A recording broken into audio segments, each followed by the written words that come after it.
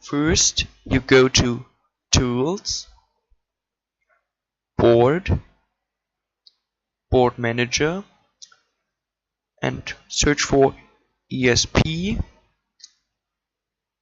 8266 Community. Install it or update it like I. If you don't have it, that can take some time, but only a few minutes or seconds.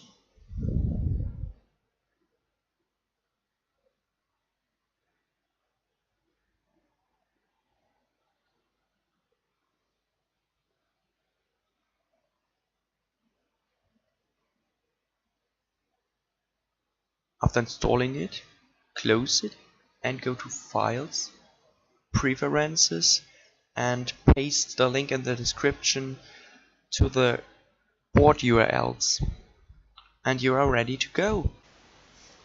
Here's another finished project with the same URL and ESP board community.